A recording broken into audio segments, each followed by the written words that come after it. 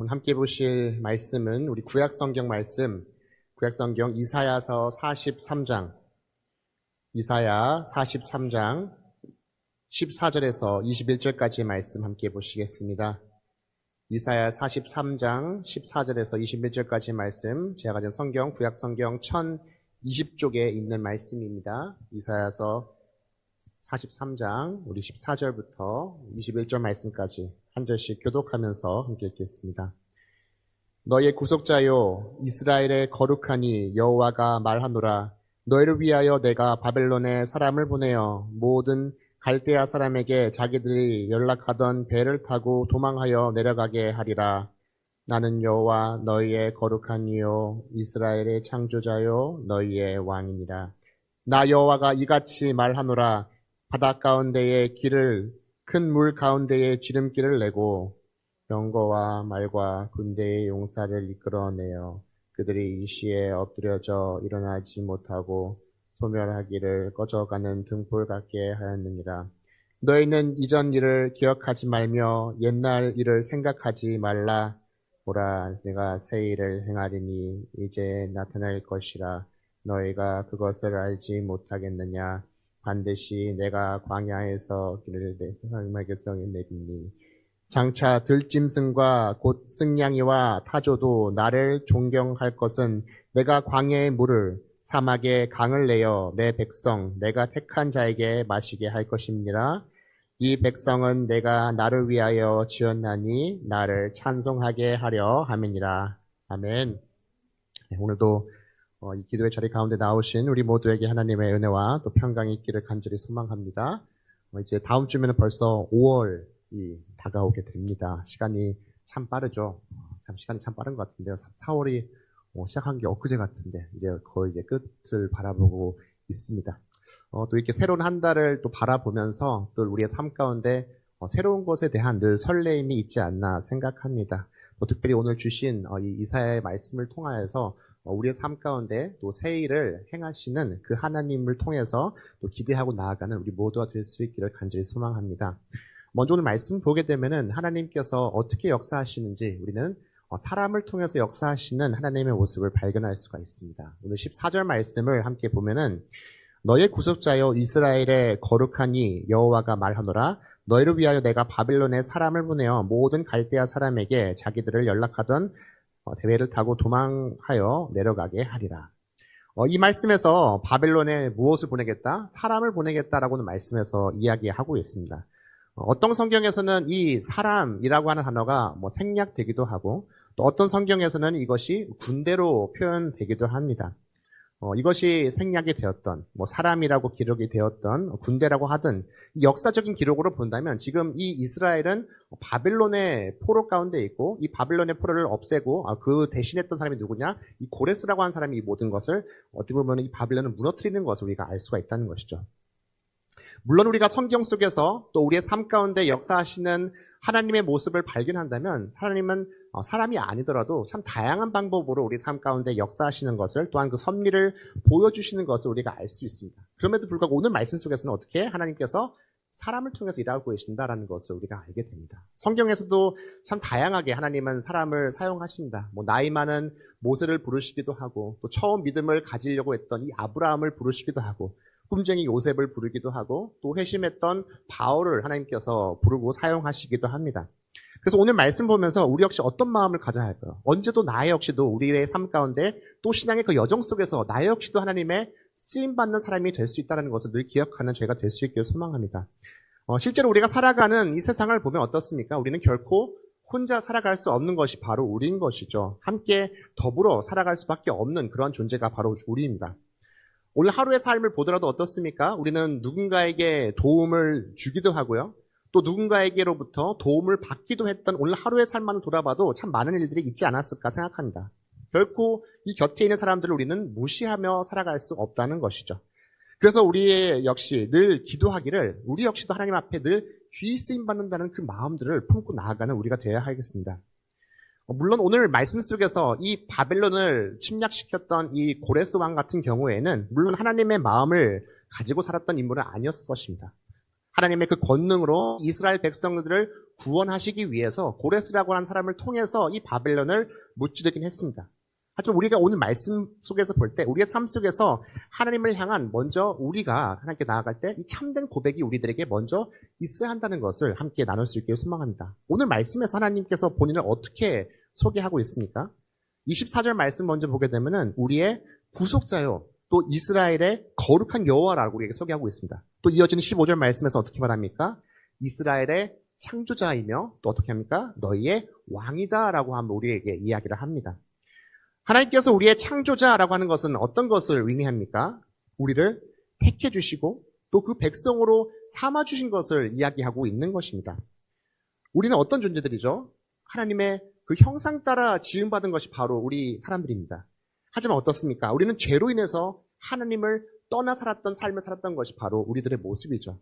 주님의 형상보다 나를 향한 주님의 은성에 기울이기보다는 어떻습니까? 내 마음과 내 뜻대로 살아가려고 하는 것이 우리가 가지고 있는 이 죄의 본성입니다. 오늘 말씀에서도 이 사실을 다시 한번 강조하고 있어요. 이스라엘 백성들이 하나님의 그 창조 질서에서 떠나 살았기 때문에 이것을 다시 한번 이야기하고 있습니다. 오늘 읽지는 않았지만 이어지는 22절 말씀 보면 어떻게 말합니까? 그러나 야곱아 너는 나를 부르지 아니하였고 이스라엘아 너는 나를 괴롭게 여겼으며 라고 이야기를 합니다. 결국 무엇입니까?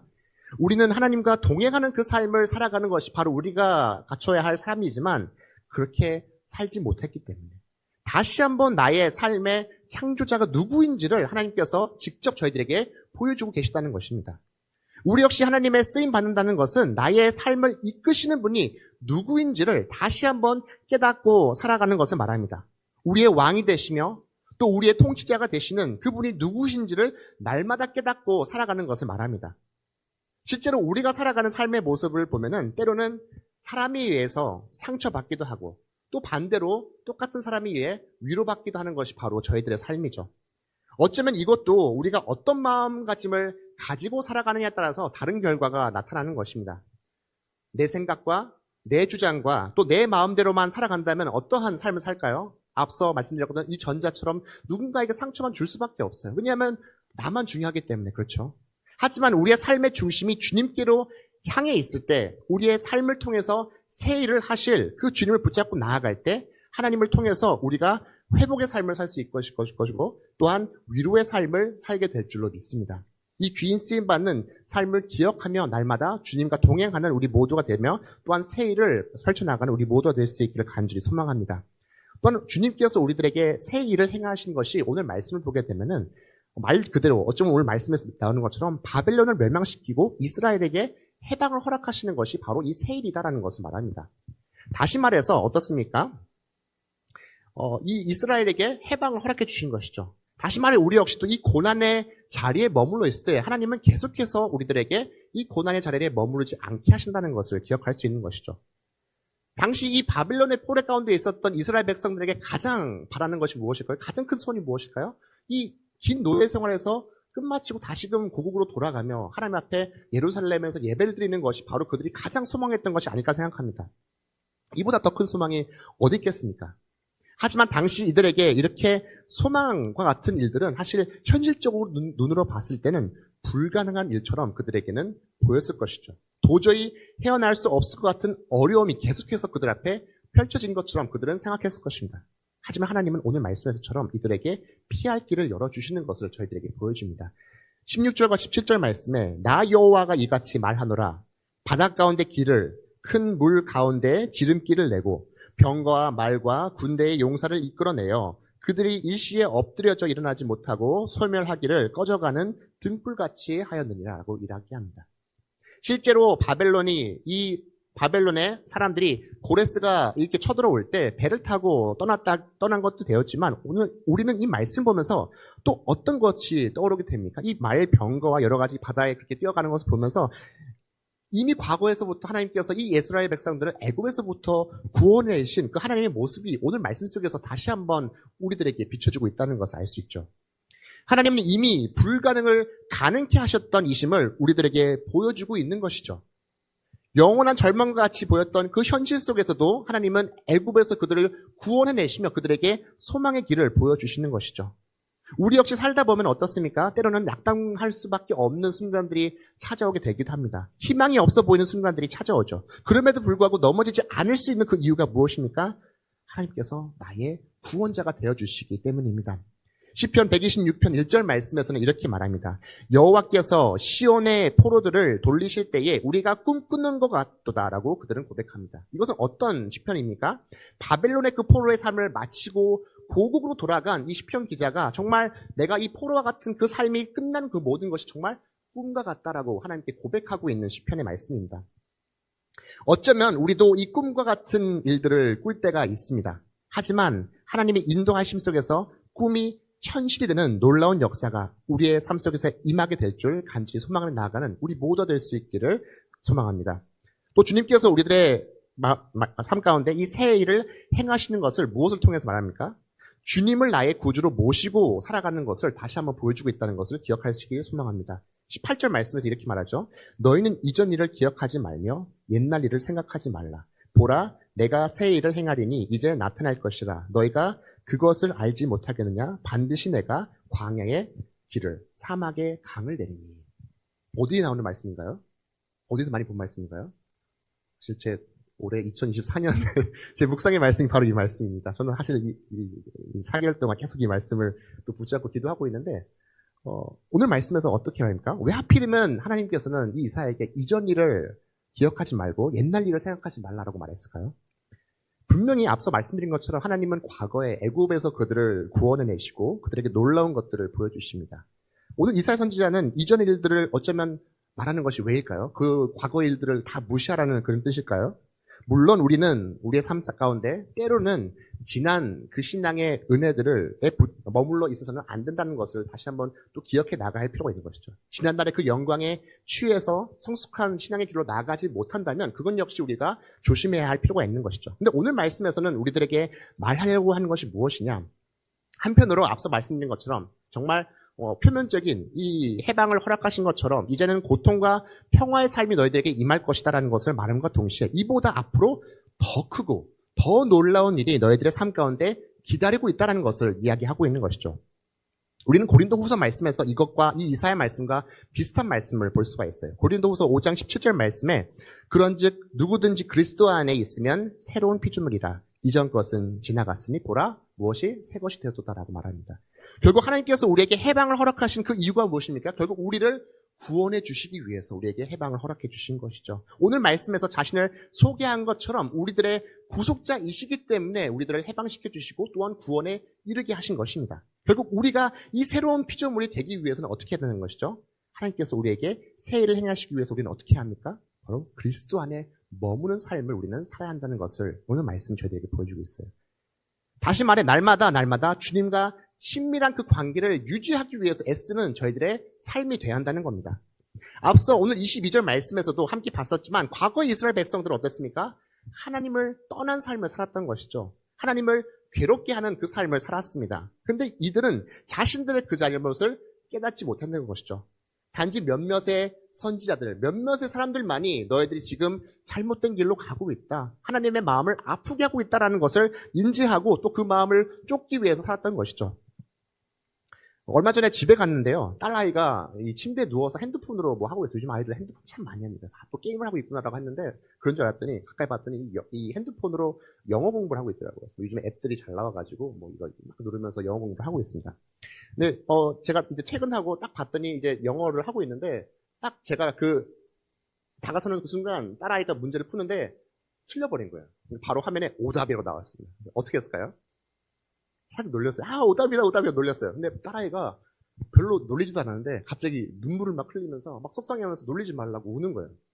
당황했죠. 사실 크게 놀리지 않았는데 딸아이가 우니까 또 마음이 아픈 거죠. 당황하기도 하고 또 놀란 마음에 또 미안한 마음도 들었지만 그 상황을 또 들어보니까 잘하고 싶은데 이 영어를 잘하고 좋은 성적을 받고 싶은데 계속해서 틀리니까 속상한 마음에 제 작은 말 한마디가 큰 상처가 된 것이 아닌가 생각합니다. 이 아이를 보면서 이 작은 문제를 풀고 싶은 이 간절한 마음을 품고 또 이 영어 문제를 푸는 아이를 보면서 이 말씀을 또한 묵상한 가운데 과연 우리는 이 하나님과의 그 관계에 대한 절박한 마음이 얼마나 있나라는 생각을 하게 되었어요. 우리가 오늘 이 말씀 속에서 그리스도 안에 있어야 한다라고 말씀드리는데 오늘 하루의 삶을 돌아볼 때 우리는 얼마나 그리스도와 동행하는 그 삶, 그리스도 안에서의 그 삶을 살았던 우리의 삶인지 다시 한번 돌아볼 수 있는 저희가 될 수 있길 소망합니다. 우리는 얼마나 그 절박한 마음을 가지고 있나요? 분명 주님께서 우리들에게 새 길을 열어주시고 우리에게 새로운 이 피조물이 될 수 있도록 길을 열어주셨는데 우리는 이 길에 대해서 얼마나 간절함을 가지고 살아가냐는 것입니다. 물론 우리의 삶은 매일매일 완벽한 삶일 수는 없어요. 부족한 부분들도 분명히 있습니다. 여전히 나의 삶의 모습 속에서는 때로는 틀린 문제처럼 오답이 더 많은 우리의 삶일 수도 있습니다. 그럼에도 불구하고 그 오답의 순간을 만났을 때 간절함과 그 절박함을 가지고 예수님이라는 정답을 만나는 우리 모두가 될 수 있기를 간절히 소망합니다. 오늘도 그 주님 안에 머물면서 새로운 삶을 살아가는 우리 모두가 될 수 있기를 간절히 소망합니다. 이제 말씀을 마무리하겠습니다. 결국 하나님께서 우리에게 이 새 일을 보여주시고 새 길을 열어주시는 그 이유가 무엇일까요? 오늘 마지막 21절 말씀 우리 한 목소리로 함께 읽었으면 좋겠습니다. 21절 말씀 우리 함께 읽겠습니다. 시작. 이 백성은 내가 나를 위하여 지었나니 나를 찬송하게 하려 함이니라. 아멘. 앞서 말씀드린 것처럼 우리는 하나님의 형상 따라 지음받은 존재들, 결국 하나님과 동행하며 친밀한 그 관계를 맺고 또 우리의 오늘 말씀에서 이야기한 것처럼 그 삶 속에서 하나님을 향한 찬양이 넘쳐야 한다는 것을 오늘 말씀 저희에게 말하고 있어요. 나의 삶의 주인은 누구십니까? 바로 예수 그리스도가 나의 삶의 주인이시죠. 또 우리의 교회의 머리 되시는 분은 누군가요? 바로 예수 그리스도입니다. 우리는 교회 창립 22주년을 앞두고 있습니다. 지난 22년 동안 김포한신교회가 걸어온 그 많은 길들이 있지만 사실 저는 그 많은 길들을 잘 알지 못합니다. 분명히 또한 그 긴 시간 동안 김포한신교회가 걸어오면서 좋은 일들도 많았겠지만 또 우여곡절들도 많지 않았을까 생각합니다. 그럼에도 불구하고 지금까지 올 수 있었던 이 모든 것이 하나님의 은혜임을 고백하는 우리 모두가 될 수 있길 바랍니다. 늘 이끄시는 그 은혜에 대한 감사함을 가지고 살아가는 우리가 될 수 있기를 바라지만 또 그것을 넘어서 우리는 여기에서 멈춰서는 또한 결코 안 될 것입니다. 지난 시간에 그 은혜만을 붙잡고 살아가는 우리가 아니라 앞으로 우리 김포한신교회가 하나님의 새 일을 행하시는 교회, 하나님의 새로운 소망과 꿈과 또한 소망을 가지고 나아가는 교회, 또 오늘 말씀에서 말하는 것처럼 하나님을 향한 이 찬양의 향기가 끊이지 않는 그런 교회가 될 수 있기를 주님 이름으로 간절히 축원합니다. 함께 기도하시겠습니다.